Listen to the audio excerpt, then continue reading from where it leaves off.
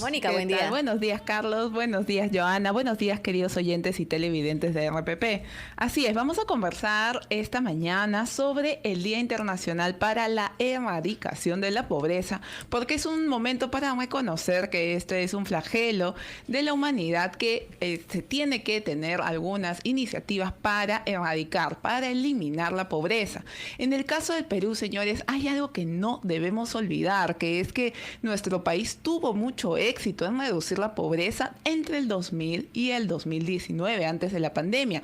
Bajamos de niveles de 60%, ¿se imaginan? Estábamos con 6 de cada 10 peruanos viviendo en pobreza en el 2004 a poco más de 20%, o sea, 2 de cada 10 peruanos viviendo en pobreza en el 2019. Entonces sí tuvimos muchísimo éxito bajando los niveles de pobreza. Sin embargo, esos esfuerzos se vieron contrarrestados por la pandemia y ahí nos dimos cuenta que los esfuerzos por bajar la pobreza no habían sido probablemente suficientes porque dejamos a mucha población todavía en situación de vulnerabilidad y eso pasó que vino la pandemia y mucha gente pasó a pobreza, ¿sí? Entonces nos pasó un shock muy fuerte y mucha gente pasó a la pobreza. Entonces, ahora, ¿cómo estamos en este momento? En este momento, lamentablemente, todos sabemos, la pobreza aumentó el año pasado 27.5% y lamentablemente distintos análisis como de Macrocónsul y del Banco Mundial indican que este año y el próximo año, con el crecimiento que estamos teniendo, la pobreza va a aumentar. Se espera que llegue a ser 29% o un poco más de pobreza. Eso de nuevo, ¿qué significa? Que casi 3 de cada 10 peruanos o está viviendo en este momento en pobreza y va a seguir en pobreza hasta el próximo año. Entonces, no estamos tan mal como en el 2004, pero sin duda hemos retrocedido significativamente. Pero yo Mónica, quiero señalar que sí, Joana. Porque dices la pobreza subió a 27.5%, ¿no? Pero ¿qué condiciones se miden para determinar que una persona, o en todo caso una familia, es pobre o es vulnerable? Excelente, Joana. Sí, efectivamente, una familia se considera pobre cuando en general no puede acceder, en el caso de la pobreza monetaria, que es la que se mide en Perú, a una canasta básica de bienes, es decir, comprar cierta cantidad de alimentos, de ropa, de transportarse, tener para su vivienda, ¿no? Entonces se junta un montón de categorías y se saca un estimado. En el caso de la línea de pobreza, de más o menos cuánto por persona al mes estamos hablando, es de 400 soles al mes, ¿sí? Entonces estamos hablando que para una familia de 4 personas son 1.200 soles, 1.600 soles, aproximadamente, ¿sí? Entonces eso es básicamente de lo que estamos hablando. Si una persona tiene un gasto menor a esa línea, entonces se considera como pobre.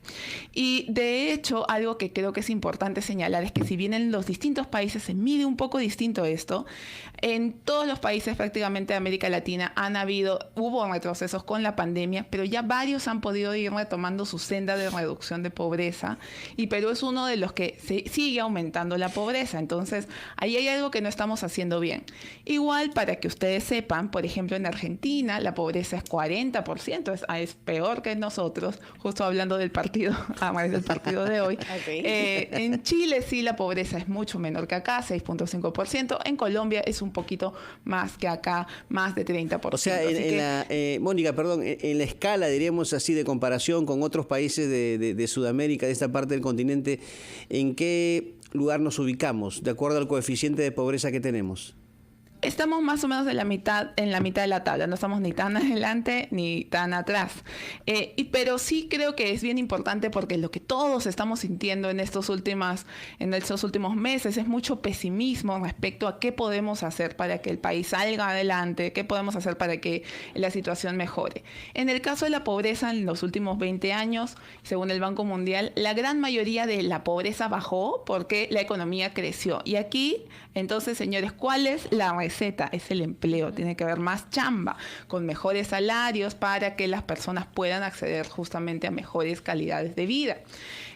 Pero también hay un rol importante del Estado, en el cual el Estado tiene que tener una política de redistribución y de protección social que permita que las personas que ya están en esta situación de pobreza puedan salir adelante. De hecho, ha salido una encuesta relativamente reciente en la cual se le preguntaba a los peruanos ¿por qué crees que existe tanta pobreza en el Perú?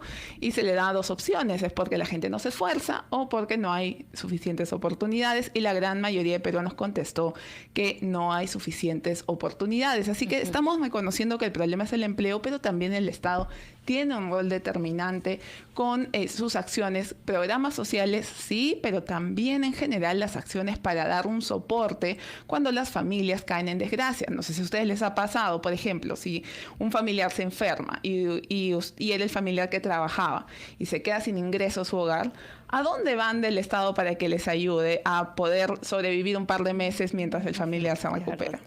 No hay ninguna red de protección. En Perú, lamentablemente, dependemos solamente de uno mismo y de lo que nuestra familia nos pueda ayudar, ¿verdad? Claro. Entonces, ese es el rol que tiene el Estado, generar esta red de protección que no solamente ayude a las personas que ya están en pobreza, sino a los que están en el borde. Porque, como señalaba Joana, hay muchísimos peruanos que viven en esta precariedad de la vulnerabilidad. Si dejan de chambear 2 meses, dejamos de trabajar, caemos en pobreza. Claro, y eso significa que en verdad nunca, en verdad, dejamos de ser pobres. Ahí está, ¿no, justamente Carlos? el problema y los índices de pobreza aumentan. Bueno, Mónica. Bueno, Mónica, gracias. Por ese comentario. Gracias. Y los ahorros tampoco en las familias no son, porque no se puede, no son como para solventar todos los gastos en el hogar. Mónica Muñoz Nájar, economista de la Red de Estudios para el Desarrollo, ha estado con nosotros. Nosotros a las 6